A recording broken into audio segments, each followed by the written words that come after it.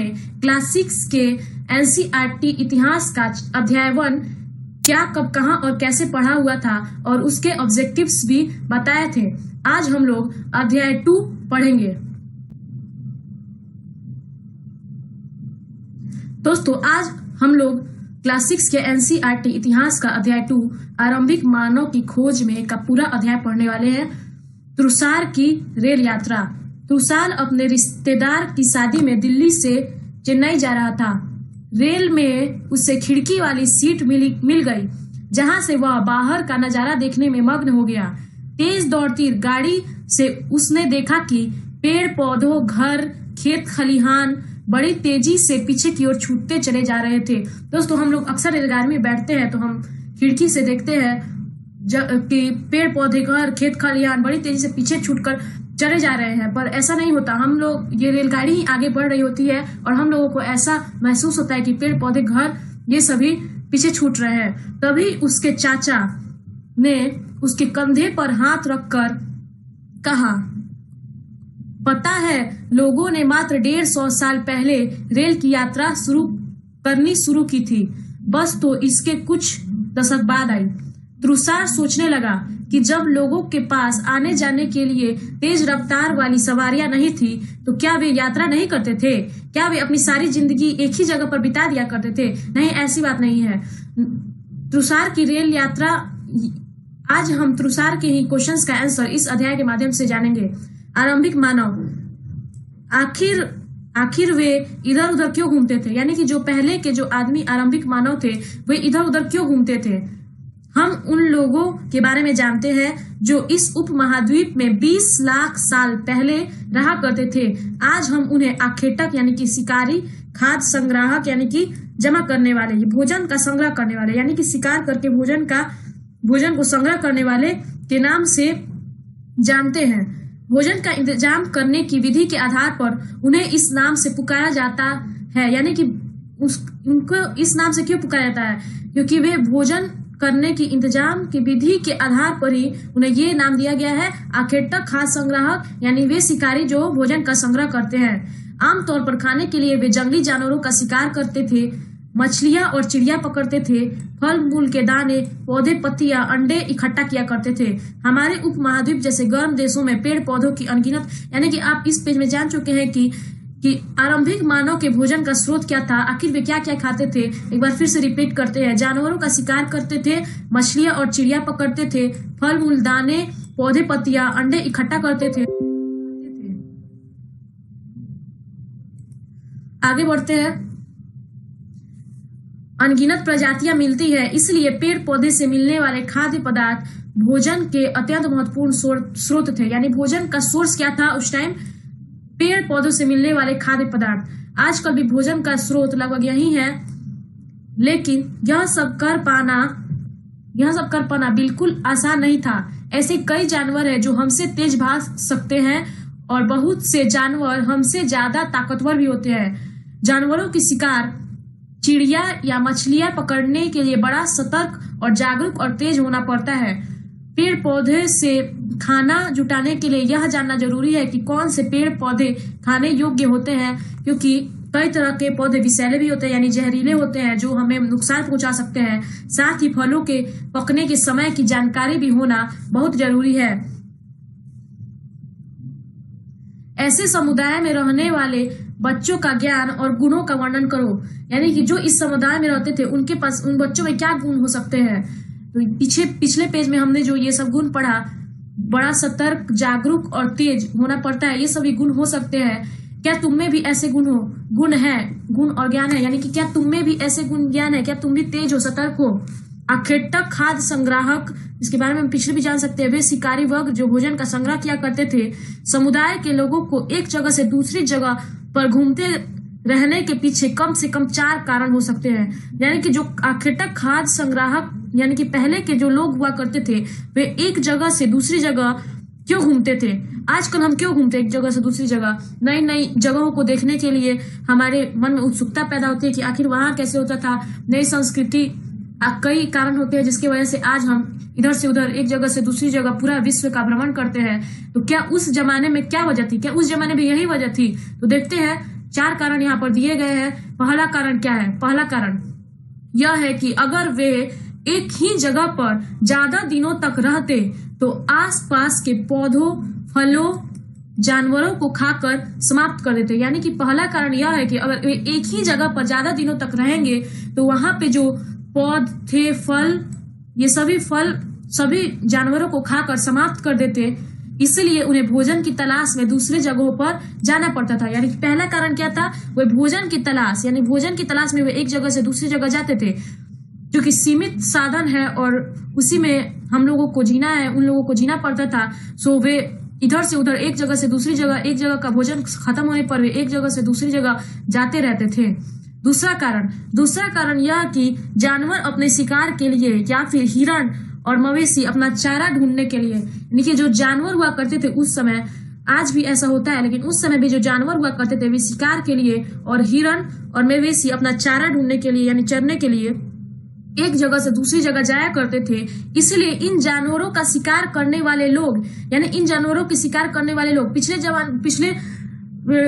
पहले के लोगों का भोजन क्या था? जानवरों का शिकार करके वे कच्चा मांस खाते थे। तो इन्हीं जानवरों के शिकार करने के लिए वे इनके पीछे पीछे जाया करते होंगे। तो दूसरा कारण, जानवरों के पीछे जाते थे उनका शिकार करने के लिए। तीसरा कारण देखते हैं, तीसरा कारण यह कि पेड़ों और पौधों में फल फूल अलग अलग मौसम में आते हैं। यानी कि जो पेड़ पौधे होते हैं उसमें जो फल है वे एक ही सीजन में सारे फल फूल नहीं मिल जाते, वे अलग अलग मौसम में अलग अलग उनका मौसम होता है, अलग अलग उनके आने का समय होता है, जिसके कारण इसलिए लोग उनकी तलाश में उपयुक्त मौसम के अनुसार अलग अलग इलाकों में घूमते थे। यानी फल फूल के मौसम के कारण, जैसे आजकल आम का सीजन आने वाला है, आगे देखते हैं। और चौथा कारण है कि पानी के बिना किसी प्राणी या पेड़ पौधे का जीवित रहना संभव नहीं होता। यानी चौथा कारण क्या है? पानी, यानी पानी की खोज में वे इधर से उधर जाते रहे होंगे, जीवित रहना संभव नहीं होता। और पानी झीलों, झरनों तथा नदियों से ही मिलता है। यद्यपि कई नदियां और झीलों का पानी कभी नहीं सूखता, यानी कई ऐसी नदियां भी होती हैं जिनका पानी कभी खत्म नहीं होता, कभी नहीं सूखता। कुछ झीलों और नदियों का पानी बारिश के बाद ही मिल पाता है। इसलिए यानी कि यहाँ पे दो प्रकार की नदियां और झीलों को बताया गया है। पहला जिसमें का पानी कभी नहीं सूखता, कभी खत्म नहीं होता, और दूसरा जिसमें नदियों में पानी बारिश के बाद ही मिल पाता है। इसलिए ऐसी झीलों और नदियों के किनारे बसे लोगों को सूखे मौसम में पानी की तलाश में इधर उधर जाना पड़ता होगा। यानी हमारा चौथा कारण है पानी।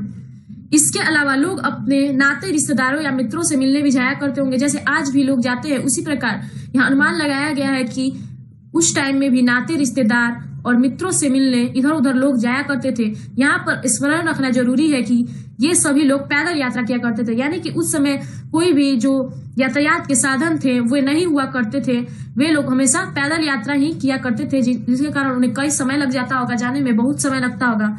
तुम स्कूल कैसे जाते हो? यहाँ हमसे एक क्वेश्चन पूछा है कि तुम स्कूल कैसे जाते हो, तो अक्सर हम लोग स्कूल बस से जाते हैं या फिर साइकिल से जाते हैं या पैदल भी जाते हैं अगर पास में हो तो। तुम्हें अपने घर से स्कूल पैदल जाने में कितना समय लगता है? आपका घर स्कूल से जाने में कितना लगता है? अगर पास में घर हो तो 5 मिनट 10 मिनट लगता है। अगर तुम बस या साइकिल से जाओगे तो स्कूल पहुंचने में कितना समय लगेगा? यहाँ पे 3 क्वेश्चन है, आप सभी जानते होंगे, आपका व्यक्तिगत प्रश्न है। आरंभिक मानव के बारे में जानकारी कैसे मिलती है? अब हम यहाँ पे जानेंगे कि जो आरंभिक मानव थे यानी कि पहले के मानव थे, उनके बारे में ये सभी जानकारी जो हमने पहले पढ़ा कि वे क्यों क्या कैसे करते थे, उनके बारे में ये सब जानकारी कैसे मिलती है। पुरातत्वविदों को कुछ ऐसी वस्तुएं मिली हैं जिसका निर्माण और उपयोग आखेटक खाद्य संग्राहक के बारे में हम आपको पहले ही बता चुके हैं। वे शिकारी वर्ग के लोग जो भोजन का संग्रह करते हैं। यह संभव है कि लोगों ने अपने, यहाँ पे बीच में पत्थरों के बारे में बताया गया है ये पत्थरों से बने प्राचीनतम औजार है। यानी कि जो क में जो ये फोटो आप देख रहे हैं 2 पत्थर, ये पत्थर से बने हुए औजार है। इन्हें कई हजार साल बाद बनाया गया। यानी कि जो ख में जो आप ये औजार देख रहे हैं इन्हें कई साल बाद बनाया गया था। इन्हें और बाद में बनाया गया, यानी कि ये और पहले के औजार और बाद में बनाया गया था। यानी कि सबसे पहले ये बनाया गया, उसके बाद ये और उसके बाद ये इन्हें लगभग 10,000 साल पहले बनाया, यानी आज से लगभग 10,000 पहले ये सभी औजार बनाए गए थे।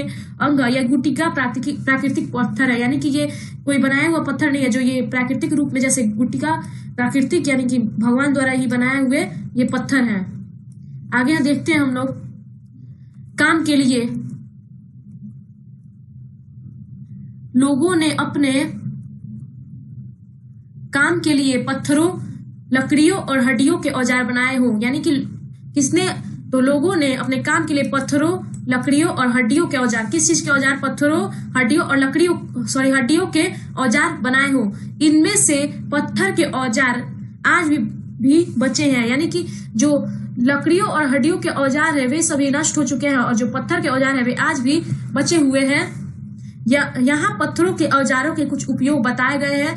ऐसे कामों की एक सूची बनाओ जिनमें इस तरह के औजार काम आते हैं। बताओ कि इनमें से कौन कौन से काम सामान्य पत्थरों से किए जा सकते हैं। कारण सहित उत्तर दो। यहाँ यानी कि यहाँ पे हमसे एक क्वेश्चन पूछा गया है कि आप बताइए कि पत्थरों के औजार से क्या क्या काम हो सकते हैं। पहले के समय में तो पत्थरों के औजार से बहुत सारे काम किए जाते थे, तभी तो वे लोग काम के लिए पत्थरों और लकड़ियों और हड्डियों के औजार बनाए होते थे। और आज क्या क्या काम हो सकते हैं यह बताना है। इनमें से कुछ औजारों का उपयोग फल फूल काटने, हड्डियां और मांस काटने, पेड़ों की छाल और जानवरों की छाल उतारने के लिए किया जाता था। यानी पहले जो इन औजारों का उपयोग होता था फल फूल काटने के लिए, हड्डियां और मांस काटने के लिए तथा पेड़ों की छाल और जानवरों की खाल उतारने के लिए किया जाता था। कुछ के साथ हड्डियां और लकड़ियों के मुट्ठे लगाकर भाले और बाण जैसे हथियार बनाए जाते थे। कुछ औजारों से लकड़ियां काटी जाती थी। लकड़ियों का उपयोग ईंधन के साथ साथ झोपड़ियां और औजार बनाने के लिए भी किया जाता था। यानी लकड़ी का उपयोग किस लिए होता था, पहले ईंधन के रूप में, झोपड़ी बनाने के लिए और औजार बनाने के लिए। आज किस लिए यूज होता है, फर्नीचर बनाने के लिए हमारे घरों का यूज होता है, लेकिन पहले के जमाने में ईंधन के रूप में, झोपड़ियों के रूप में और औजार बनाने के लिए भी किया जाता था। यहाँ पे 2 फोटो दिए हुए हैं, देखते हैं क्या है। पत्थर के औजारों का उपयोग, यानी कि पत्थर का औजारों का उपयोग इन पिक्चरों के द्वारा बताया गया है। बाएं तरफ जो पिक्चर है, यानी ये पिक्चर, इंसान के खाने योग्य जड़ों को खोदने के लिए किया जाता था। यहाँ पे आप देख सकते हैं इंसान के खाने योग्य ये औजार है, इससे इंसान के खाने योग्य जड़ों को खोदने के लिए किया जाता था। दाएं और जो पिक्चर है, जानवरों की खाल से बने वस्त्रों को सिलने के लिए किया जाता था। यानी कि ये जो औजार है इसका उपयोग, ये आप देख सकते हैं, ये वस्त्र है जानवरों की खाल से जो रहने की जगह निर्धारित करना। मानचित्र 2 को देखो। मानचित्र 2 कुछ महत्वपूर्ण पुरा स्थल। लाल त्रिकोण वाले स्थल वे पुरा स्थल है। देखते हैं लाल त्रिकोण वाले कौन कौन से स्थल है। यहाँ पे भीमबेटका, कुसंगी और कुरनूल की गुफाएं, ये 3 जो है वे पूरा स्थल है जहां पर आखेटक खाद्य संग्राहकों के होने का प्रमाण मिला है। किसका प्रमाण, आखेटक खाद्य संग्राहकों के होने का प्रमाण। इनके अलावा भी और कई स्थानों पर आखेटक खाद्य संग्राहक रहते थे। मानचित्र में सिर्फ कुछ गिने चुने स्थान चिन्हित किए गए हैं, यानी कि ये 3 ही स्थान पर जो आखेटक खाद्य संग्राहक रहते थे। इसके अलावा भी कई स्थान हैं, पर जो मानचित्र है इसमें गिने चुने स्थानों को भी दिखाया गया है। कई पूरा स्थल नदियों और झीलों के किनारे पाए गए हैं। आइए हम थोड़ा सा मानचित्र स्टडी कर लेते हैं।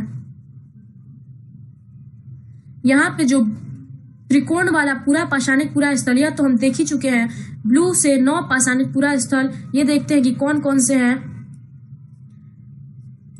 तायमपल्ली, हल्लूर, कोल्डिहवा, महागड़ा, चिरांद, द उजली हेडिंग। आगे देखते हैं ग्रीन डॉट से महापाषाणिक पूरा स्थल, ब्रह्मगिरी, आदि चंदूर, आरंभिक गांव, इनाम गांव, यानी जो पहले के गांव थे वो कौन सा था, इनाम गांव, और आधुनिक नगर कोलकाता। आगे बढ़ते हैं। चूंकि पत्थर के उपकरण बहुत महत्वपूर्ण थे, इसलिए लोग ऐसी जगह ढूंढते रहते थे जहां अच्छे पत्थर मिल सके। यानी कि जो पत्थर के उपकरण थे वे उस समय बहुत ही महत्वपूर्ण हुआ करते थे। क्यों महत्वपूर्ण होते थे यह हम पिछले जान चुके हैं, क्योंकि जो उससे फल फूल काटा जाता था और जानवरों का शिकार भी किया जाता था।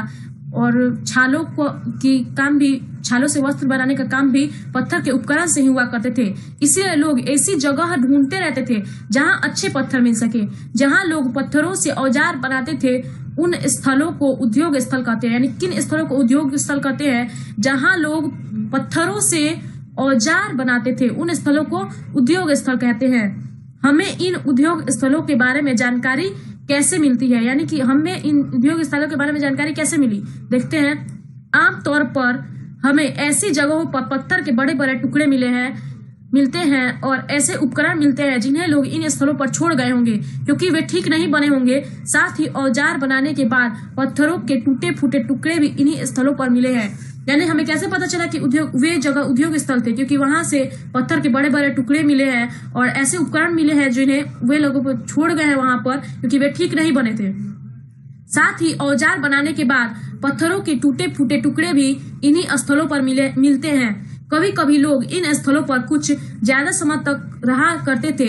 ऐसे स्थलों को आवासीय और उद्योग स्थल कहते हैं। यानी कि जहां पे लोग ज्यादा समय तक रहते थे उसे क्या कहते हैं? आवासीय और उद्योग स्थल। भीमबेटका, यहाँ पे एक पिक्चर दिया गया है जो भीमबेटका की है, आधुनिक मध्य प्रदेश। आवासीय पूरा स्थल उन्हें कहते हैं जहां लोग रहा करते थे।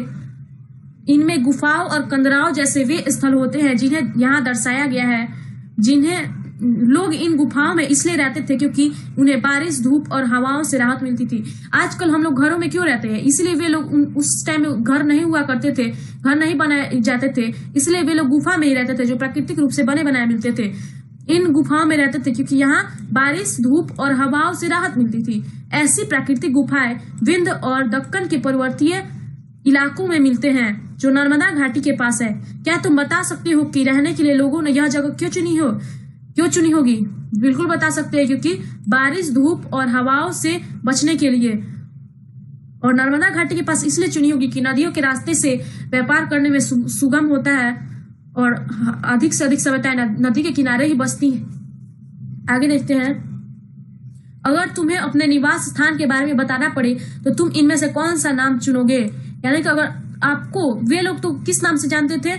आवासीय उद्योग स्थल। लेकिन अगर आपको अपने निवास स्थान के बारे में बताना पड़े तो आप किस नाम चुनेंगे? आवास, उद्योग स्थल, आवास और उद्योग स्थल या अन्य? हम लोग तो सिर्फ आवास ही चुनेंगे क्योंकि हम लोग यहाँ पे उद्योग का काम तो करते नहीं है, इसलिए आवास ही हमारा होना चाहिए आंसर। पूरा स्थल उस स्थान को कहते हैं जहां औजार, बर्तन और इमारतों जैसी वस्तुओं के अवशेष मिलते हैं। यानी पूरा स्थल कौन स्थल है? वे स्थल जहां पे औजार, बर्तन और इमारतों जैसी वस्तुओं के अवशेष मिलते हैं। पूरा यानी होता है प्राचीन और स्थल यानी जगह। यानी प्राचीन जो जगह है उन्हें क्यों कहते पूरा स्थल? क्योंकि वहां पुराने औजार और पुरानी बर्तनों के अवशेष मिले हुए हैं। ऐसी वस्तुओं का निर्माण लोगों ने अपने काम के लिए किया था। ऐसी वस्तुओं का निर्माण क्यों किया था? अपने काम के लिए, और बाद में वे उन्हें वहीं छोड़ गए। ये जमीन के ऊपर, अंदर, कभी कभी समुद्र और नदी के तल में भी पाए जाते हैं।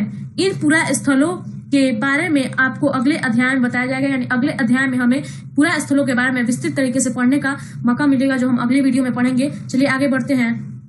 पाषाण औजारों का निर्माण। पाषाण उपकरणों को प्राय दो तरीकों से बताया जाता था। यानी कि यहाँ पे हमें बताया गया जो पाषाण यानी पत्थर के औजारों का निर्माण किस प्रकार होता था। पहला जो तरीका है, पत्थर से पत्थर को टकराना। यानी पत्थर को पत्थर से टकरा कर, यानी जिस पत्थर से कोई औजार बनाना होता था उसे एक हाथ में लिया जाता था और दूसरे हाथ में एक पत्थर का हथौड़ी जैसा इस्तेमाल होता था। इस तरह आघात करके यानी चोट करके करने वाले पत्थर से दूसरे पत्थर पर तब तक सल्क यानी छोटे छोटे टुकड़े निकाले जाते हैं जब तक वांछित आकार वाला कोई उपकरण ना बन जाए। दूसरा तरीका देखते हैं। दूसरा तरीका से दबाव सल्क तकनीक कहा जाता है। दबाव सल्क तकनीक, जिसमें क्रोड को एक स्थिर सतह पर टिकाया जाता है और इस क्रोड पर हड्डी या पत्थर रखकर उस पर हथौड़ी नुमा सल्क निकाले जाते हैं जिससे वांछित उपकरण बनाए जाते हैं। पाषाण उपकरण कैसे बनाए जाते थे, इसके लिए अपनाई गई तकनीकों में से एक यहाँ दर्शाई गई है। बताओ यह कौन सी तकनीक है। यहाँ पर आप पहला तकनीक था पत्थर से पत्थर को टकराना और दूसरा दबाव सल्क तकनीक। यहाँ पे आप देख सकते हैं कि एक पत्थर है जिसको पत्थर से टकराया जा रहा है, यानी कि यह तकनीक पहली तकनीक है। यह पहली तकनीक का यहाँ पे पिक्चर दिया हुआ है। यह हमसे यही पूछा था यह कौन सी तकनीक है। आग की खोज। मानचित्र 2 में कुरनूल की गुफा ढूंढो, पृष्ठ 14। तो हम लोग मानचित्र 2 में देखते हैं कि कुरनूल की गुफा कहाँ पे है। कुरनूल गुफाएं, ये रही कुरनूल की गुफा। यहाँ राख के अवशेष मिले, यानी कि जो कुरनूल की गुफा है वहां से राख के अवशेष मिले हैं। इसका मतलब यह है कि आरंभिक लोग आग जलाना सीख गए थे। आग का इस्तेमाल कई कार्यों के लिए किया गया होगा, जैसे कि प्रकाश के लिए, मांस पकाने के लिए, खतरनाक जानवरों को दूर भगाने के लिए। यानी आग का इस्तेमाल उस टाइम किस कार्य के लिए होता था? प्रकाश के लिए, मांस पकाने के लिए, खतरनाक जानवरों को दूर भगाने के लिए। आगे देखते हैं, आज हम आग का उपयोग किस लिए करते हैं? आजकल हम आग, ये हमसे क्वेश्चन पूछ रहा है कि आज हम आग का उपयोग किस लिए करते हैं। तो आज हम आग का उपयोग बहुत, जैसे खाना बनाने के लिए करते हैं और भी बहुत सारे कामों के लिए आग का उपयोग किया जाता है। बदलती जलवायु। लगभग 12,000 साल पहले दुनिया की जलवायु में बड़े बदलाव आए। यानी कि कितने साल पहले? 12,000 साल पहले दुनिया की जलवायु में बड़े बदलाव आए और गर्मी बढ़ने लगी। इसके परिणाम स्वरूप कई क्षेत्रों में घास वाले मैदान बनने लगे, जिसमें हिरण, बारहसिंगा, भेड़, बकरी, गाय जैसे उन जानवरों की संख्या बढ़ी जो घास खाकर जिंदा रहते थे। पहले तो घास के मैदान बने, उसके बाद उन जानवरों की संख्या बढ़ी जो घास खाकर जिंदा रहते थे। जो लोग इन जानवरों का शिकार करते थे वे भी इनके पीछे आए और इनके खाने पीने की आदतों और प्रजनन के समय की जानकारी हासिल करने लगे। हो सकता है कि तब लोग इन जानवरों को पकड़कर अपनी जरूरत के अनुसार पालने की बात सोचने लगे हो। साथ ही इस काल में मछली भी भोजन का एक महत्वपूर्ण स्रोत बन गई, यानी कि इस समय मछली भी लोग खाने लगे। इसी दौरान उपमहाद्वीप के भिन्न भिन्न इलाकों में गेहूं, जौ और धान जैसे अनाज प्राकृतिक रूप से उगने लगे, यानी कि इनके उगाए नहीं गए, ये प्राकृतिक रूप से खुद ब खुद ही उगने लगे थे। शायद महिलाओं और पुरुषों द्वारा और बच्चों द्वारा अनाज को भोजन के लिए बटोरना शुरू कर दिया गया होगा। साथ ही वे यह भी सीखने लगे होंगे कि अनाज कहाँ उगते थे और कब पककर तैयार होते थे। ऐसा करते करते लोगों ने इन अनाज को खुद पैदा करना सीख लिया होगा। शैल चित्रकला, इनसे हमें क्या पता चलता है? जिन गुफाओं में लोग रहते थे उनमें से कुछ की दीवारों पर चित्र मिले हैं। यानी कि पहले जो गुफाओं में लोग रहते थे वहां पर उनकी दीवारों से कुछ चित्र भी मिले हैं। इनमें से कुछ सुंदर उदाहरण मध्य प्रदेश और दक्षिण उत्तर प्रदेश की गुफाओं से मिले चित्र हैं। यानी कि कुछ चित्र मध्य प्रदेश और दक्षिण उत्तर प्रदेश की गुफाओं में मिले हैं। इनमें जंगली जानवरों का बड़ी कुशलता से सजीव चित्रण किया गया है। कौन क्या करता था, यानी कि पहले के जो लोग हैं कौन क्या करते थे, महिलाएं क्या करती थी, बच्चे क्या करते थे और पुरुष क्या करते थे, देखते हैं। हमने पढ़ा कि आरंभिक लोग शिकार तथा फल मूल का संग्रह किया करते थे। वे पत्थरों के औजार और गुफाओं में चित्र बनाते थे। क्या हमें कोई ऐसे साक्ष्य मिले हैं जिनसे पता चले कि महिलाएं शिकार करती थीं या पुरुष औजार बनाते थे, या फिर महिलाएं चित्रकारी करती थी और पुरुष फल मूल इकट्ठा करते थे? वास्तव में हमें इसका ज्ञान नहीं है। यानी कि हमें यह पता नहीं चला है कि कौन क्या करता था, महिलाएं क्या करती थी, पुरुष क्या करते थे। लेकिन दो बातें हो सकती हैं, यानी कि दो बातें यहाँ पे अनुमान लगाई गई हैं। देखते हैं पहली बात क्या है। पहली बात, महिला और पुरुष दोनों ने मिलकर कई काम एक साथ किया होगा, यानी कि महिला और पुरुष दोनों मिलकर काम करते होंगे। या फिर यह भी संभव है, यानी दूसरी बात यह है कि कुछ तरह के काम केवल महिलाएं करती थी और कुछ पुरुष। यानी कि दो बातें हो सकती हैं। यहाँ पे बता रहा है, पहला महिला और पुरुष दोनों साथ में मिलकर काम करते होंगे, या फिर कुछ काम महिला करती होंगी तो कुछ काम पुरुष करते होंगे, जैसे आज भी होता है। इसके अलावा उपमहाद्वीप के अलग अलग क्षेत्रों में अलग अलग परंपराएं भी रही होंगी। नाम और तिथियां। हम जिस काल के बारे में पढ़ रहे हैं, पुरातत्वविदों ने उनके बड़े बड़े नाम रखे हैं। आरंभिक काल को वे पूरा पाषाण काल कहते हैं, यानी कि पूरा पाषाण काल, यानी कि जो पाषाण काल का, यानी जो पाषाण मतलब होता है पत्थर, पत्थर का जो पत्थर से सारा काम होता था, उसका जो पहला का समय यानी सबसे पहले का समय है वो है पूरा पाषाण काल। यह दो शब्दों पूरा यानी प्राचीन और पाषाण यानी पत्थर से बना है। यह नाम पूरा यानी प्राचीन यानी और पाषाण यानी पत्थर से बना है। यह नाम पूरा स्थलों से प्राप्त पत्थर और औजारों के महत्व को बताता है। पूरा पाषाण काल 20 लाख साल पहले से 12,000 साल पहले का दौरान माना जाता है। यानी पूरा पाषाण काल का समय क्या है? 20 लाख साल पहले से 12,000 साल पहले के दौरान माना जाता है। इस काल को भी 3 भागों में विभाजित किया गया है। यानी पूरा पाषाण काल था उसे भी 3 भागों में बांटा गया है, आरंभिक, मध्य एवं उत्तर पूरा पाषाण युग। मानव इतिहास की लगभग 99% कहानी यानी 99% कहानी इसी काल के दौरान घटित हुई।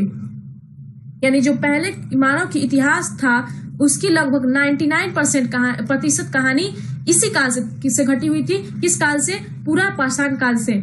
जिस काल में हमें पर्यावरणीय बदलाव मिलते हैं उसे मेसोलिथ यानी मध्य पाषाण युग कहते हैं। इसका समय लगभग 12,000 साल पहले से लेकर 10,000 साल पहले तक माना जाता है। यानी जो पूरा पाषाण काल का समय था वो 20 लाख पहले से 12,000 साल पहले, और जो मध्य पाषाण काल है वो 12,000 साल पहले से लेकर 10,000 साल पहले तक माना जाता है। इस काल के पाषाण औजार आमतौर पर बहुत छोटे होते थे। यानी जो मध्य पाषाण काल था उसके पाषाण के औजार थे, यानी पत्थरों के जो बने औजार थे वे बहुत छोटे होते थे। इन्हें माइक्रोलिथ यानी लघु पाषाण काल कहते हैं। यानी जो लघु पाषाण, क्योंकि उनका जो औजार था पत्थरों का वे बहुत छोटा था, इसलिए उन्हें माइक्रोलिथ यानी लघु पाषाण कहा जाता है। प्रायः इन औजारों में हड्डियों या लकड़ियों के मुट्ठे लगे हांसिया और आरी जैसे औजार मिलते हैं। साथ साथ पूरा पाषाण युग वाले औजार भी इस दौरान बनाए जाते थे। पृष्ठ 13 पर बने चित्र देखते हैं पृष्ठ 13 पे कौन से चित्र थे। ये 2 चित्र पृष्ठ 13 पे दिए गए थे। ये चित्र को देखो। इस दौरान बनाए गए औजारों में तुम्हें कोई बदलाव दिखाई देता है तो आप देख सकते हैं कि ये औजार डिफरेंट है इस औजार से। दिखता है, बिल्कुल दिखता है। अगले युग की शुरुआत लगभग 10,000 साल पहले से होती है। इसे नव पाषाण युग कहा जाता है। अगले अध्याय में तुम नव पाषाण युग के बारे में पढ़ोगे। यानी जो नव पाषाण युग है इसके बारे में विस्तार रूप से हम लोग अगले अध्याय में पढ़ेंगे। नव पाषाण का क्या मतलब होगा। हमने कुछ स्थानों के नाम दिए हैं। अगले अध्याय में तुम्हें ऐसे अनेक नाम मिलेंगे। अक्सर हम पुराने स्थानों के लिए उन नामों का प्रयोग करते हैं जो आज प्रचलित है, क्योंकि हमें ज्ञात नहीं है कि उस काल में इनके क्या नाम रहे होंगे। कई प्रकार के औजार मिले थे, वे संभवतः आवास और उद्योग स्थल रहे होंगे। यानी कि जहाँ पे जो हम लोग पहले भी पढ़ चुके हैं कि जो जहाँ पे औजार मिलते थे, पत्थर के छोटे छोटे टुकड़े, बड़े बड़े टुकड़े मिलते थे, वे उन्हें उद्योग स्थल कहा जाता था। तो कई प्रकार के औजार मिले थे, ये संभवतः आवास और उद्योग स्थल रहे होंगे। कुछ छोटे पुरा स्थलों में भी औजारों के बनाए जाने के प्रमाण मिले हैं। इनमें से कुछ पुरा स्थल झरनों के निकट थे। अधिकांश औजार चूना पत्थरों से बनाए जाते थे। क्या तुम दूसरे प्रकार के पुरा स्थलों के नाम बता सकते हो? भारत में शुतुरमुर्ग। भारत में पूरा पाषाण युग के दौरान शुतुरमुर्ग होते थे। यानी जो पूरा पाषाण युग था उसके दौरान शुतुरमुर्ग हुआ करते थे। महाराष्ट्र के पटने पूरा स्थल से शुतुरमुर्ग के अंडों के अवशेष मिले हैं। यानी किस बात से हमें पता चला? क्योंकि अंडों के अवशेष, शुतुरमुर्ग के अंडों के अवशेष से हमें पता चला है कि जो भारत में पूरा पाषाण युग था उसमें शुतुरमुर्ग हुआ करते थे। इनके कुछ छिलकों का चित्रांकन भी मिलता है। इन अंडों के मनके भी बनाए जाते थे। इन मनकों का उपयोग किस लिए किया जाता होगा? आज हमें शुतुरमुर्ग कहाँ मिलते हैं? बहुत जगह पे हमें शुतुरमुर्ग मिलते हैं। हुसंगी का सूक्ष्म निरीक्षण। मानचित्र 2 पर हुसंगी ढूंढिए। देखते हैं मानचित्र 2, इसमें हुसंगी कहाँ पर है? ये रही हुसंगी हमारी, हमने ढूंढ लिया हुसंगी। देखते हैं आगे क्या बोल रहा है। यहाँ पर पूरा पाषाण युग के कई पुरा स्थल मिले थे। यानी कि जो ये हुसंगी था, यहाँ पे भारत के आप देख सकते हैं निचले हिस्से में हुसंगी, वहां पर पूरा पाषाण युग के कई पुरा स्थल मिले थे। कुछ पुरा स्थलों से अलग अलग कार्यों में लाए जाने वाले पुरा स्थल के बारे में हम पहले भी जान सकते हैं। पहले भी जाने थे कि पुरा स्थल जहाँ पे बर्तन मिले हैं, पुराने बर्तन और औजार मिले हैं, वे सभी पुरा स्थल थे। कुछ पुरा स्थल के अलग अलग कार्यों में लाए जाने वाले। अपने एटलस में फ्रांस को ढूंढो। यह चित्र फ्रांस की एक गुफा है। एटलस देखते हैं यहाँ पे फ्रांस, ये रहा फ्रांस, हमने ढूंढ लिया। यह चित्र फ्रांस की एक गुफा का है। यानी कि यह जो चित्र है यह फ्रांस की एक गुफा है। इस पूरा स्थल की खोज लगभग 100 साल पहले 4 स्कूली छात्रों ने की थी। यानी कि जो ये पूरा स्थल है इसकी खोज 100 साल पहले हुई थी। और किसने की थी? 4 स्कूली छात्रों यानी स्कूल जाने वाले छात्रों ने की थी। इस तरह के चित्र लगभग 20,000 साल पहले से लेकर 10,000 साल पहले के बीच बनाए गए होंगे। यानी 20,000 साल पहले से लेकर 10,000 साल पहले तक के बीच में यह चित्र बनाए गए होंगे। इनमें कई जानवरों के चित्र हैं। इनमें जंगली घोड़े, गाय, भैंस, गेंडा, रेनडियर, बारहसिंगा और सुअरों के गहरे चमकीले रंगों से चित्रित किया गया है। इन रंगों को लौह अयस्क और चारकोल जैसे खनिज पदार्थों से बनाया जाता था। यानी आजकल तो रंग कई हमें मार्केट में मिलते हैं, लेकिन जो पहले जो रंग थे वे लौह अयस्क और चारकोल जैसे खनिज पदार्थों से बनाए जाते थे। यह संभव है कि इन चित्रों को उत्सवों के अवसर पर बनाया जाता था। यानी कि यह चित्र कब बनाए जाते थे? उत्सव यानी कि कोई फेस्टिवल के दौरान बनाए जाते थे। फिर इन्हें शिकारियों द्वारा शिकार पर निकलने से पहले कुछ अनुष्ठानों के लिए बनाया गया होगा, या फिर शिकारियों द्वारा जो शिकार करते थे जानवरों का, उन्हें शिकार पे जाने से पहले कुछ अनुष्ठानों के लिए बनाए गए होंगे। क्या तुम इन्हें बनाने का कोई और कारण नोट्स और मेन पॉइंट्स देखेंगे और समझेंगे। हमारा पहला पॉइंट, आरंभिक मानव, आखेटक खाद्य संग्राहक, शिकारी खाद्य संग्राहक मानव या शिकारी मानव। यानी कि ये सभी जो नाम आप देख रहे हैं, आरंभिक मानव, आखेटक खाद्य संग्राहक, शिकारी खाद्य संग्राहक मानव, शिकारी मानव, ये सभी आरंभिक मानव जो पहले के मानव हुआ करते थे, जो हमारे पूर्वज थे, उन सभी को इन नामों से जाना जाता है। लगभग 20 लाख साल पहले भारतीय उपमहाद्वीप में रहने वाले आरंभिक लोग, यानी जो 20 लाख साल पहले, आज से जो 20 लाख साल पहले के समय में भारतीय उपमहाद्वीप में रहा करते थे, उन सभी मानवों को इन नामों से जाना जाता है। जो जानवरों को मारकर या पेड़ पौधों और फूलों को खाकर अपना भरण पोषण करते थे। तो वे अपना भरण पोषण कैसे करते थे? तो जानवरों को मारकर खाते थे, पेड़ पौधों और फूलों को खाते थे। भोजन का इंतजाम करने की विधि के आधार पर आरंभिक मानव को आखेटक खाद्य संग्राहक कहा जाता है। यानी कि जो आरंभिक मानव थे उन्हें आखेटक खाद्य संग्राहक क्यों कहा जाता है? तो भोजन के इंतजाम करने की विधि के आधार पर। आखेटक मतलब होता है शिकारी, खाद्य मतलब भोजन, संग्राहक यानी जमा करने वाले। यानी कि शिकार करके भोजन को जमा करने वाले लोगों को आखेटक खाद्य संग्राहक या फिर आरंभिक मानव कहा जाता है। ये नाम क्यों पड़ा? तो भोजन का इंतजाम करने की विधि के आधार पर यह नाम उन्हें दिया गया है। अगला है, आरंभिक मानव एक जगह से दूसरी जगह क्यों जाते थे? यानी कि जो पहले के जो मानव थे वे एक जगह से दूसरी जगह क्यों जाते थे? तो देखते हैं, भोजन की तलाश में। यानी कि एक ही जगह रहते तो वहां के पौधे, फलों, जानवरों को खाकर वे समाप्त कर देते, इसलिए वे भोजन की तलाश में एक जगह से दूसरी जगह जाते रहते थे। एक जगह का भोजन खत्म हो गया तो दूसरी जगह, फिर वहां का भोजन खत्म हो गया तो फिर तीसरी जगह, इसलिए वे भोजन की तलाश में एक जगह से दूसरी जगह जाते थे। जानवरों के शिकार के लिए, जानवर अपने चारे के लिए दूसरी जगह जाते थे तो उनके पीछे वे भी जाते थे उनका शिकार करने के लिए। मौसम, पेड़ों और पौधों में फल फूल अलग अलग मौसम में आते हैं, इसलिए वे उनकी तलाश में दूसरी जगह जाते थे। पानी की तलाश में झीलों, झरनों तथा नदियों को ढूंढने जिसमें पानी भरा हो। और एक अनुमान यह भी लगाया गया है कि वे अपने नाते रिश्तेदारों या मित्रों से मिलने भी एक जगह से दूसरी जगह जाते रहे होंगे। नोट, उस समय सभी यात्राएं पैदल की जाती थी। यानी कि यहाँ पे ध्यान देने की बात यह है कि वहां उस समय यातायात के साधन नहीं हुआ करते थे, सभी यात्राएं पैदल ही की जाती थी। पैदल ही वे एक जगह से दूसरी जगह जाते थे। शिकारी मानव की मालाएं, यानी कि शिकारी मानव जो मालाएं पहनते थे तो किस चीज की? तो लकड़ी की, सीप की, हड्डी की, हाथी दांत आदि की मालाएं शिकारी मानव पहनते थे। औजार, आरंभिक मानव के औजार पत्थर के बने होते थे। पत्थर के इन औजारों को मेसोलिथ, मैक्रोलिथ और गुटिका कहते थे।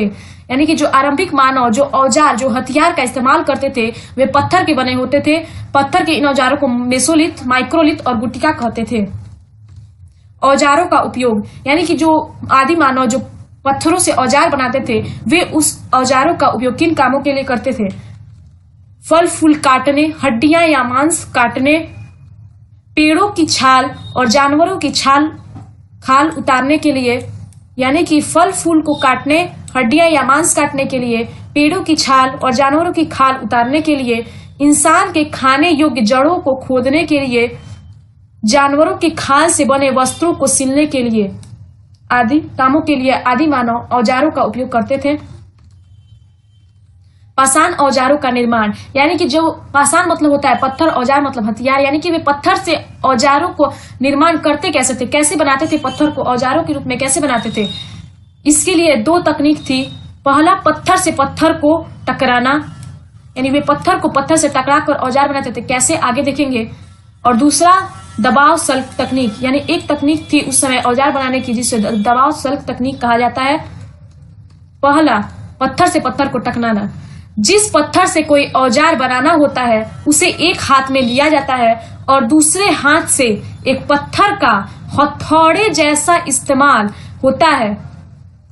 इस तरह आघात करने वाले पत्थर से दूसरे पत्थर पर तब तक सल्क निकाले जाते हैं। सल्क मतलब होते हैं छोटे छोटे टुकड़े पत्थर के घिसने से जो निकलते थे छोटे छोटे टुकड़े, जब तक वांछित आकार वाला उपकरण ना बन जाए।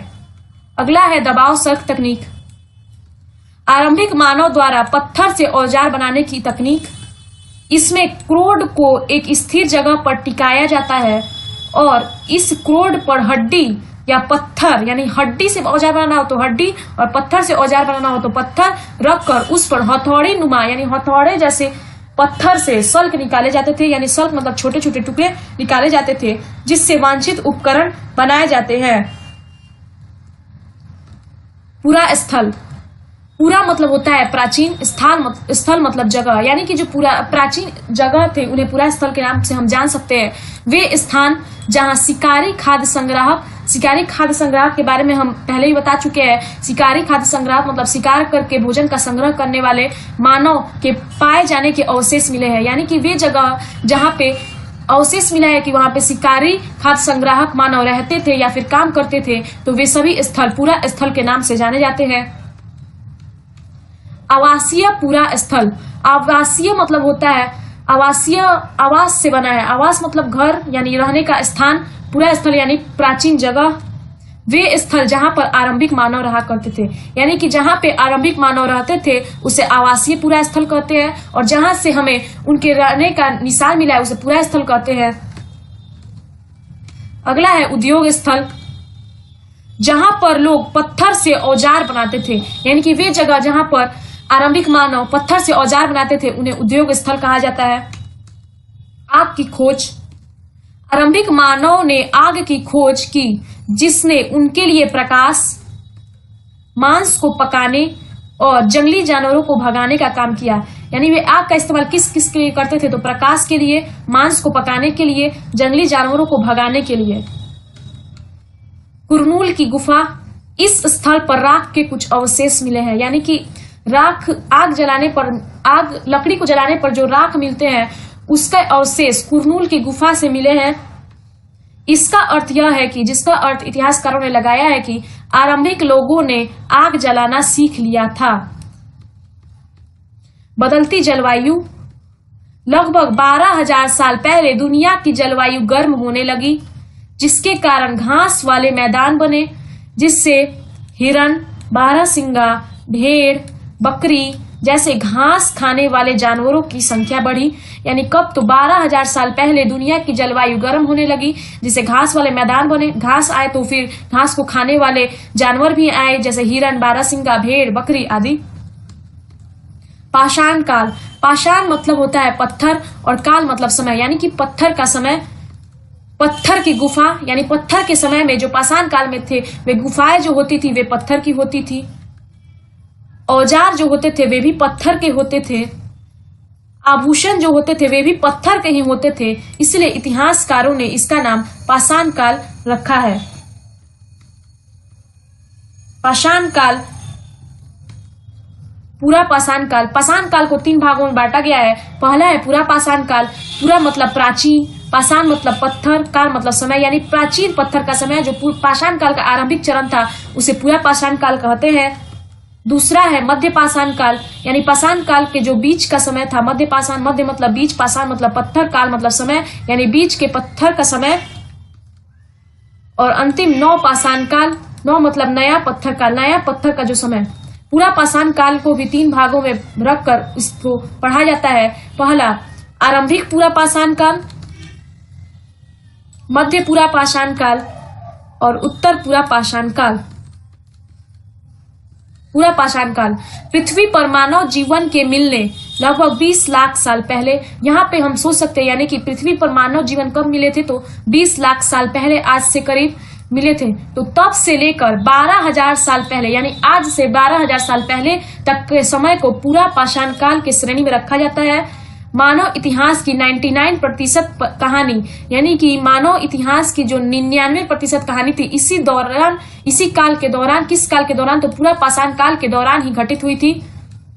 खाद्य संग्राहक शिकारी यानी कि इस समय शिकारी मानव थे, वे भोजन को संग्रह करने वाले बने थे। पत्थर के छोटे छोटे औजार, इस काल के दौरान पत्थर के छोटे छोटे औजार बनाए गए थे।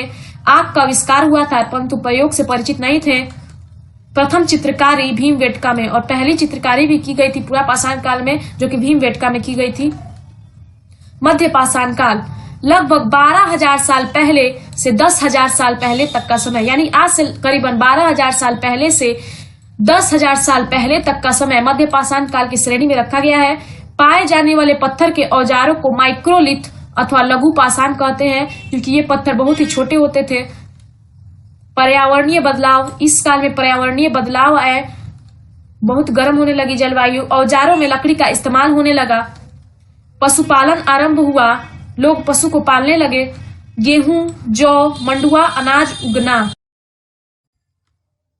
नवपाषाण काल लगभग 10,000 साल पहले शुरू हुआ काल, यानी कि जो 10,000 साल पहले शुरू हुआ काल है उसे नवपाषाण काल के नाम से जाना जाता है। आग के प्रयोग से परिचय, इस काल में आग के प्रयोग से परिचय हुआ। तांबे की खोज की गई, कुल्हाड़ी का निर्माण हुआ, रहन सहन में बदलाव आए, कला कौशल का विकास हुआ। शैल चित्रकला, आरंभिक मानव के द्वारा गुफाओं की दीवारों पर की गई चित्रकारी को शैल चित्रकला कहा जाता है। यानी कि आजकल हम लोग ड्राइंग बनाते हैं, उसी प्रकार पहले के लोग दीवारों पर ड्राइंग करते थे, क्योंकि उस समय कागज तो हुआ नहीं करते थे, तो उस समय जो दीवारों पर जो चित्रकारी की जाती थी उसे शैल चित्रकला के नाम से जाना जाता है। मध्य प्रदेश और दक्षिणी उत्तर प्रदेश की गुफाओं से जंगली जानवरों के चित्र मिले हैं, यानी कि मध्य प्रदेश और दक्षिणी उत्तर प्रदेश की दीवारों से गुफाओं की दीवारों से जंगली जानवरों के चित्र बनाए गए मिले हुए हैं। भीमबेटका की गुफा, आरंभिक मानव द्वारा बनाया गया चित्र पाया गया है, यानी भीमबेटका की गुफा में आरंभिक मानव द्वारा बनाया गया चित्र पाया गया है। भीमबेटका आधुनिक मध्य प्रदेश, यानी भीमबेटका जो है उसे आधुनिक मध्य प्रदेश के नाम से जाना जाता है। आवासीय पुरा पाषाणिक पुरा स्थल, यानी कि रहने वाले प्राचीन पाषाणी, यानी पूरा पाषाण का पूरा स्थल था यह भीमबेटका। फ्रांस की गुफा, जंगली घोड़े, गाय, भैंस, गेंडा, रेनडियर, बारहसिंगा और सुअरों के चित्र मिले हैं, जो लौह अयस्क और चारकोल से बनाए गए रंगों से बने हैं। यानी कि आजकल जैसे कलर्स मिलते हैं मार्केट में, उस समय वैसे कलर्स नहीं मिला करते थे, तो जो कलर बनते थे वे लौह अयस्क यानी कि लोहे के छोटे छोटे चूर्ण और चारकोल के बने होते थे। हुसंगी, पूरा पाषाण युग का पूरा स्थल जो आरंभिक मानव का आवास और उद्योग स्थल था, यानी कि हुसंगी में आरंभिक मानव रहते भी थे और औजार का भी निर्माण करते थे, इसलिए उसे आवास और उद्योग स्थल दोनों कहा गया है। यहाँ चूना पत्थर से औजार बनते थे। भारत में शुतुरमुर्ग पूरा पाषाण युग के दौरान पाए जाते थे, यानी शुतुरमुर्ग के अवशेष, अंडों के अवशेष पूरा पाषाण युग के दौरान पाए जाने का ऐसा अनुमान लगाया गया है। महाराष्ट्र के पटने में, यानी महाराष्ट्र में एक जगह है जिसका नाम है पटने, वहां पे शुतुरमुर्ग के कुछ अंडों के अवशेष प्राप्त हुए हैं, जिससे यह पता चला है कि भारत में शुतुरमुर्ग पूरा पाषाण युग के दौरान पाए जाते थे। इन अंडों के मनके बनाए जाते थे। आरंभिक लोग रहते थे केरल, आंध्र प्रदेश, मध्य प्रदेश, झारखंड, यानी कि इन 4 राज्यों में आरंभिक लोग रहा करते थे, केरल, आंध्र प्रदेश, मध्य प्रदेश और झारखंड में। आरंभिक मानव के निशान मिले हैं, यानी कि आरंभिक मानव के निशान कहाँ से मिले, अवशेष कहाँ से मिले हैं, तो भीमबेटका, जिसे जो आजकल मध्य प्रदेश के नाम से जाना जाता है, बुडनी, पंचमढ़ी, भेड़ाघाट और महेश्वर से आरंभिक मानव के निशान मिले हैं। सबसे अधिक निशान कहाँ से मिले हैं, यानी कि इन सभी जगहों पर आरंभिक मानव के निशान मिले हैं, लेकिन सबसे अधिक निशान जो है वे कहाँ से मिले हैं, तो मध्य प्रदेश से। इस पूरे नोट्स का PDF का लिंक मैं डिस्क्रिप्शन बॉक्स में दे दूंगी, आप चाहे तो वहां से डाउनलोड कर सकते हैं। अध्याय 2 आरंभिक मानव की खोज में का क्वेश्चन आंसर समझेंगे। क्लास 6 का आरंभिक मानव की खोज में का फर्स्ट क्वेश्चन है, इन वाक्यों को पूरा करो। यानी कि यहाँ पे कुछ वाक्य हमें दिए हुए हैं, इन वाक्यों को हमें पूरे करने हैं। आखेटक खाद्य संग्राहक गुफाओं में इसीलिए रहते थे क्योंकि, यानी कि जो आखेटक खाद्य संग्राहक, सबसे पहले हम आखेटक खाद्य संग्राहक का मीनिंग समझते हैं कि आखेटक खाद्य संग्राहक क्या होते हैं। तो आखेटक खाद्य संग्राहक वे लोग होते थे जो शिकार करते थे और भोजन का संग्रह किया करते थे। आखेटक यानी शिकार, और खाद्य यानी भोजन, और संग्राहक यानी कि संग्रह करने वाले, जमा करने वाले या फिर इकट्ठा करने वाले। यानी कि ये वे ऐसे लोग होते थे जो शिकार करते थे और उस शिकार से प्राप्त भोजन को वे जमा करके रखते थे भविष्य के लिए। तो वे जो लोग थे इस टाइप के, वे गुफा में क्यों रहते थे? गुफाओं में इसलिए रहते थे क्योंकि, यहाँ तक क्वेश्चन है और यहाँ से हमारा इस वाक्य को पूरा करना है। तो ये क्यों रहते थे गुफाओं में? तो यहाँ उन्हें वर्षा, धूप, तेज हवाओं और जंगली जानवरों से सुरक्षा मिलती थी। जैसे आजकल हम लोग घरों में क्यों रहते हैं? तो वर्षा से बचने के लिए, धूप से बचने के लिए हम अपने परिवार के साथ घरों में रहते हैं। उसी प्रकार जो आखेटक खाद्य संग्राहक लोग हुआ करते थे, वे वर्षा, धूप, तेज हवाओं और जंगली जानवरों से बचने के लिए गुफा में रहा करते थे। हमारा नेक्स्ट क्वेश्चन है, घास वाले मैदान का विकास डैश साल पहले हुआ। यानी कि जो घास वाले मैदान, हरे हरे घास के जो मैदान थे, इन घास का मैदान का विकास कब हुआ था? तो आज से करीबन 12,000 साल पहले इस तरह के घास के मैदानों का विकास हुआ था। हमारा नेक्स्ट क्वेश्चन है, खेती करने वाले लोग एक ही स्थान पर लंबे समय तक क्यों रहते थे? इस क्वेश्चन का आंसर हम पिछले के वीडियो में भी डिस्कस कर चुके हैं। तो खेती करने वाले जो लोग थे, होता क्या था कि पहले जो खाद्य संग्राहक, शिकारी खाद्य संग्राहक लोग हुआ करते थे, वे भोजन की तलाश में एक जगह से दूसरी जगह जाते रहते थे। लेकिन जो खेती करने वाले लोग थे, उन्हें एक स्थान पर ही अधिक समय तक रहना पड़ता था। ऐसा इसलिए क्योंकि कोई भी फसल को जो पैदावार होती है, उसको पौधा को उगने के लिए काफी समय लग जाते हैं। कम से कम 2 से 4 महीने का समय तो लगता ही है खेती का कोई भी फसल अच्छी तरह से उगने के लिए। इसीलिए वे उन्हें एक ही जगह पर, उसी जगह पर रहकर अपनी फसल का देखभाल करना होता था। इसीलिए जो खेती करने वाले लोग थे, वे एक ही स्थान। तो हम समझ चुके, अब देखते हैं कि इसको लिखेंगे कैसे। खेती करने वाले लोग जब पौधा उगाने लगे, यानी कि खेती करने वाले लोग जो थे, जब वे पौधा उगाने लगे थे, तो हुआ क्या था? तो उनकी देखभाल करने के लिए, जैसे कि हमने समझा, उनकी देखभाल करने के लिए उन्हें एक ही जगह पर लंबे समय तक रहना होता था। पुरातत्वविद ऐसा क्यों मानते हैं कि मेहरगढ़ के लोग पहले केवल शिकारी थे? यानी कि पुरातत्वविद मतलब हम पहले भी जान चुके हैं कि पुरातत्वविद वे होते हैं जो इतिहास के खुदाई करके इतिहासों के जो साक्ष्य मिलते हैं, जो अवशेष मिलते हैं, इमारतों के जो अवशेष मिलते हैं, सिक्के होते हैं पुराने जमाने के, पहले के, उन सभी चीजों का अध्ययन करने वाले लोग पुरातत्वविद होते हैं। तो वे ऐसा क्यों मानते हैं कि मेहरगढ़ के लोग पहले केवल शिकारी थे? और मेहरगढ़ जो था वो बहुत ही इतिहास को लेकर बहुत ही महत्वपूर्ण एक जगह है। तो वहां के लोग पहले केवल शिकारी थे, ऐसा पुरातत्वविद का मानना क्यों था? तो मेहरगढ़ में विभिन्न जंगली जानवरों की हड्डियां मिली है। उनका ऐसा इसलिए मानना था कि मेहरगढ़ जो था, वहां पर विभिन्न जंगली जानवरों की हड्डियां मिली हुई है। जो कि जंगली जानवरों की हड्डियां क्यों मिलेंगी? क्योंकि अगर लोग वहां पे जंगली जानवरों का शिकार करते होंगे, उन्हें खाते होंगे, इसीलिए तो वहां पे जंगली जानवरों की हड्डियां मिली होंगी ना। तो इसलिए पुरातत्वविद को ऐसा लगता है कि वे वहां के लोग जो शिकारी थे। हमारा अगला क्वेश्चन, इन जंगली जानवरों की हड्डियों के साथ साथ भेड़ बकरियों की भी हड्डियां मिली है। और वहां पे जो मेहरगढ़ पे था, वो वहां पे केवल जंगली जानवरों की नहीं बल्कि भेड़ बकरियों की भी हड्डियां मिली है, जो दर्शाता है कि वे पशुपालक भी थे। यानी कि जो शिकारी थे, ये तो हम पिछले क्वेश्चन में समझ चुके हैं, लेकिन पशुपालक थे ये कैसे पता चला? तो जो वहां पे जो थी, वे भेड़ बकरी के भी हड्डियां मिले हैं। यानी इससे पता चलता है कि वे लोग भेड़ बकरियों को पाला करते होंगे और उनके मर जाने पे वे उन्हें दफना दिया करते होंगे। इसीलिए इससे ये भी पता चलता है कि मेहरगढ़ के लोग एक तरफ तो वे शिकारी भी थे और दूसरी तरफ वे पशुपालक भी थे। अगला क्वेश्चन, आखेटक खाद्य संग्राहक एक स्थान से दूसरे स्थान पर क्यों घूमते थे? उनकी यात्रा और आज की हमारी यात्रा की समानताएं और विभिन्नताएं क्या हैं? तो हमने पिछले वीडियो में पढ़ा था कि आखेटक खाद्य संग्राहक जो थे, आखेटक खाद्य संग्राहक का मतलब शिकारी भोजन को संग्रह करने वाले लोग एक स्थान से दूसरे स्थान पर क्यों घूमते थे। और आज उनकी यात्रा और आज की हमारी यात्रा में क्या समानता है। तो आज हम लोग यात्रा कैसे करते हैं, तो ट्रेन से। और शिकारी खाद्य संग्राहक वे लोग तो पैदल ही यात्रा करते थे ना, उस समय तो ट्रेन बस ये सब तो होती नहीं थी। इसीलिए आखेटक खाद्य संग्राहक एक स्थान से दूसरे स्थान पर क्यों घूमते थे, पहले हम इसका आंसर समझ लेते हैं। उनके एक जगह से दूसरी जगह घूमने के 4 कारण थे। जानवरों का शिकार करने के लिए, जानवर जो थे वो पहले जो जानवर हुआ करते थे वे अपने चारे के लिए एक जगह से दूसरी जगह जाया करते थे। वे अपने चारे के लिए एक जगह से दूसरी जगह जाते थे और उनके पीछे वे भी जाते थे उनका शिकार करने के लिए।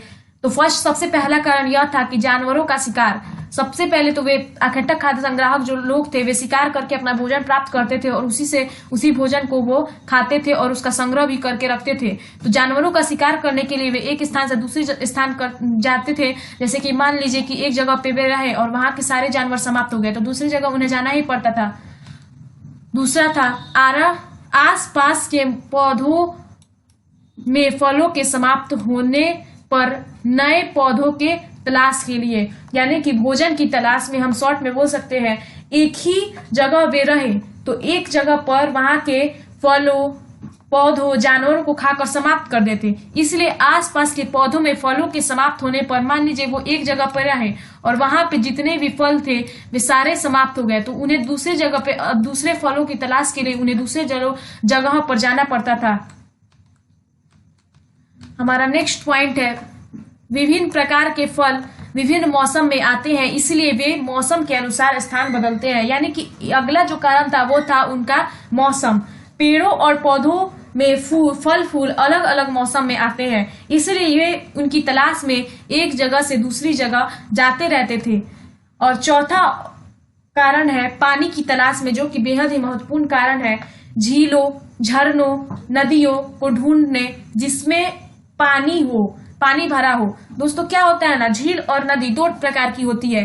पहला तो कि उसमें एक मौसम में बरसात के मौसम में ही पानी आते हैं और दूसरा वे कि उसमें हमेशा पानी रहता है। तो मौसम के अनुसार झीलों और नदियों में भी पानी आता है। कोई नदी में बरसात के मौसम में पानी भरा रहता है और कोई मौसम में सालों भर पानी होता है। तो वे पानी की तलाश में ऐसा झील और झरना और नदी को ढूंढने के लिए जिसमें पानी भरा हो। सुरक्षित आवास की तलाश में। और 5वां कारण यह है कि सुरक्षित आवास यानी कि बेहतर घर की तलाश में वे एक जगह से दूसरी जगह जाते हैं कि वे बेहतर गुफा, पहले के लोग तो गुफा में ही रहते थे ना, तो बेहतर गुफा की तलाश में वे एक जगह से दूसरी जगह जाते रहे होंगे। और एक कारण यह भी हो सकता है कि नाते, रिश्तेदार और मित्रों से मिलने। जब सामाजिक मानव का विकास होने लगा और गांव कस्बे विकसित होने लगे तो ये भी कारण हो सकता है। हमारी यात्राएं लगभग पूरी तरह से भिन्न है। हम निम्नलिखित कारणों से यात्राएं करते हैं। तो हमारा नेक्स्ट क्वेश्चन यह था कि उनकी जो यात्रा है वो हमारी यात्रा से अलग क्यों है। तो हमारी यात्रा लगभग पूरी तरह से उनसे भिन्न है, क्योंकि हम तो भोजन की तलाश में इधर उधर जाते नहीं है, ना ही पानी की तलाश में और ना ही जानवरों का शिकार करने के लिए। तो भिन्न ही है, अलग ही है। तो देखते हैं नौकरी के विभिन्न कारणों से हम लोग यात्रा क्यों करते हैं। नौकरी के कारण, मान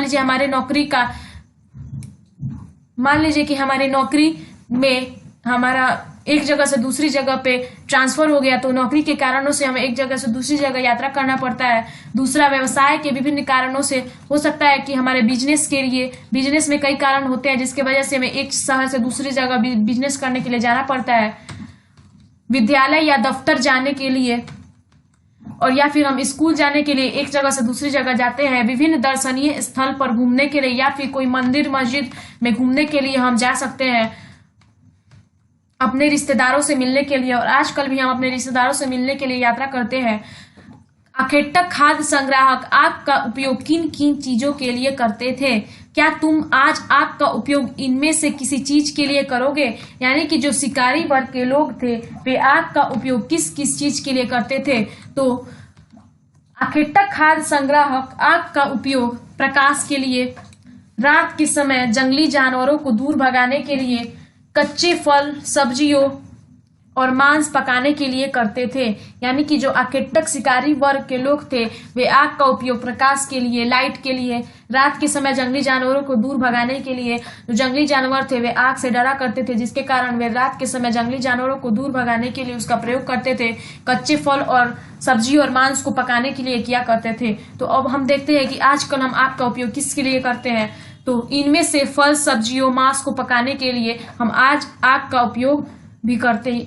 आज भी आग का उपयोग करते हैं। यानी कि आज भी हम किस लिए आग का उपयोग करते हैं, तो फल, सब्जी आदि को पकाने के लिए आज भी आग का प्रयोग करते हैं। कृषकों और पशुपालकों का जीवन आखेटक खाद्य संग्राहकों के जीवन से कितना भिन्न था, 3 अंतर दे। यानी कि जो कृषकों और पशुपालक, कृषक यानी कि जो खेती करने वाले लोग, पशुपालक यानी पशुओं को पालने वाले लोग, और आखेटक खाद्य संग्राहक यानी कि शिकार करके भोजन इकट्ठा करने वाले लोग, इन तीनों का जीवन, कृषकों और पशुपालन का जो जीवन था वो आखेटक खाद्य संग्राहक से किस प्रकार भिन्न था, हमें 3 अंतर उसके लिए बताना है। तो कृषक, पशुपालक तथा आखेटक खाद्य संग्राहक के जीवन में 3 अंतर निम्नलिखित है। सबसे पहले हम यह लिखेंगे। उसके बाद कृषक, पशुपालक एक स्थान पर बहुत समय तक रहते हैं। सबसे पहले कारण तो यह है कि जो कृषक, पशुपालक हैं वे एक स्थान पर बहुत समय तक रहते हैं। तो क्यों रहते हैं, इसका आंसर हम पहले ही जान चुके हैं। क्योंकि कृषक लोगों को खेती करने के लिए एक जगह पर आना पड़ता है, क्योंकि उनको पौधों की देखभाल करनी होती है, और पशुपालक भी पशुओं की देखभाल के लिए एक जगह पर रहते थे। जबकि आखेटक खाद्य संग्राहक बहुत कम समय के लिए ही एक स्थान पर निवास करते थे। और क्यों, इसका कारण भी हम जान चुके हैं। क्योंकि अगर वे एक ही जगह पर अधिक समय तक रहेंगे तो वहां के सारे भोजन समाप्त हो जाएंगे, तो इसीलिए उन्हें भोजन की तलाश में दूसरे जगह पर जाना पड़ता था। और जबकि कृषक और पशुपालक जो थे वे एक ही स्थान पर रहते थे। हमारा नेक्स्ट टॉपिक है, कृषक पशुपालक जीवन यापन करने के लिए खेती करते थे तथा पशुओं को पालते थे। यानी कृषक पशुपालक जो थे वे क्यों खेती करते थे, तो जीवन यापन करने के लिए, जीवन जीने के लिए वे खेती करते थे। कृषक जो थे वे खेती करते थे और पशुपालक पशुओं को पालते थे। क्यों, तो जीवन को यापन करने के लिए। जबकि आखेटक खाद्य संग्राहक मौसम के अनुकूल मिलने वाले प्राकृतिक संसाधन तथा शिकार पर निर्भर रहते थे। यानी कि आखेटक खाद्य संग्राहक ना ही खेती करते थे और ना ही पशुओं को पालते थे, वे बस मौसम पर निर्भर रहते थे। यानी मौसम के अनुकूल जो प्राकृतिक संसाधन जैसे फल, फूल, सब्जियां आदि जो मिलती थी और जंगली जानवरों आदि के शिकार पर ही निर्भर रहते थे। वे ना ही खेती करते थे और ना ही पशुओं को पालते थे। और हमारा तीसरा टॉपिक है, कृषक पशुपालन अपने रहने के लिए झोपड़ियां बनाते थे। यहाँ पे झोपड़ियां में अंगा होगा। कृषक पशुपालक अपने रहने के लिए झोपड़ियां बनाते थे, जबकि जो शिकारी थे वे गुफाओं और कंदराओं में रहते थे। कृषक पशुपालक अपने रहने के लिए झोपड़ी बनाते थे, जबकि आखेटक खाद्य संग्राहक ऐसा नहीं करते थे। वे प्रकृति पर ही निर्भर रहते थे और प्राकृतिक रूप से जो गुफा बने होते थे उसी में वे रहा करते थे। हमारा अगला क्वेश्चन, ऐसे 2 काम लिखो जो आज महिलाएं और पुरुष दोनों करते हैं। 2 ऐसे काम बताओ जिन्हें केवल महिलाएं ही करती हैं। 2 ऐसे काम बताओ जो केवल पुरुष ही करते हैं। यानी कि हमें दो ऐसे कोई काम बताने हैं।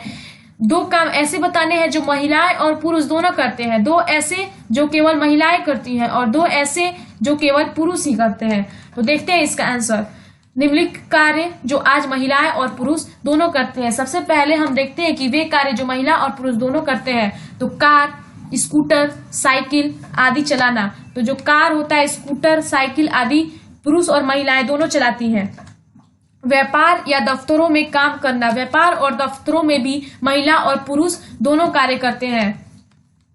विद्यालयों में एक तरह शिक्षक के रूप में कार्य करना, विद्यालयों में भी शिक्षक के रूप में महिला और पुरुष दोनों कार्य करते हैं। अब नेक्स्ट, निम्नलिखित कार्य जिन्हें केवल महिलाएं करती है। वे कार्य जिन्हें केवल महिलाएं करती हैं, छोटे बच्चे की देखभाल करना, छोटे बच्चे की देखभाल केवल महिलाएं करती है। घरेलू कार्य जैसे खाना बनाना, सफाई करना आदि, खाना बनाना और सफाई करने का काम केवल महिलाएं करती हैं। निम्नलिखित कार्य जिन्हें केवल पुरुष करते हैं। वे कार्य जो पुरुष करते हैं, अधिकतर बड़ी गाड़ी जैसे ट्रक, ट्रेन, बस आदि चलाना, यानी हार्ड जो गाड़ियां होती हैं, ट्रक, ट्रेन, बस आदि चलाने का काम पुरुष करते हैं।